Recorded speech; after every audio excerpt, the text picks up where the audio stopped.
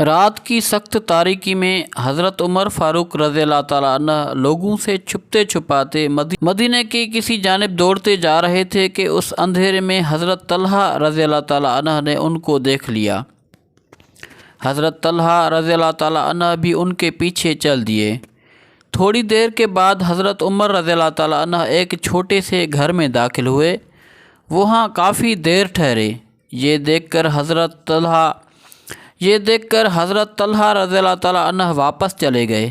جب صبح ہوئی تو حضرت طلحہ رضی اللہ تعالیٰ عنہ اس گھر میں گئے تو دیکھا کہ وہاں ایک اپاہج بڑھیا بیٹھی ہے۔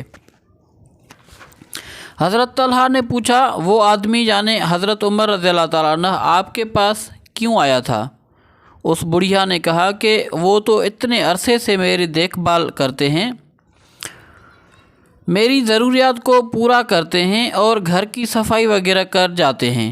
حضرت طلحہ رضی اللہ تعالیٰ عنہ نے اظہار افسوس کرتے ہوئے کہا کہ اے طلحہ، تیرا ناس ہو، کیا تو حضرت عمر رضی اللہ تعالیٰ عنہ کی غلطیاں ڈھونڈتا پھرتا ہے؟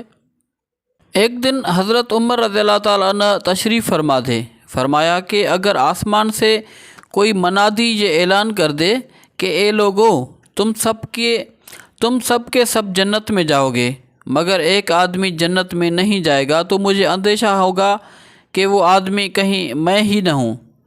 اور اگر منادی یہ اعلان کرے کہ اے لوگو، ایک آدمی کے سوا تم سب دوزخ میں جاؤ گے، تو مجھے امید ہوگی کہ وہ آدمی میں ہوں گا۔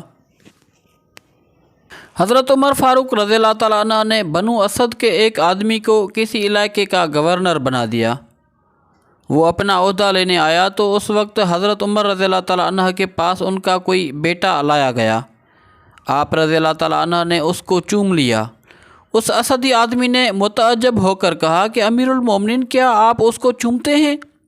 خدا کی قسم، میں نے تو اپنے بیٹے کو کبھی نہیں چوما۔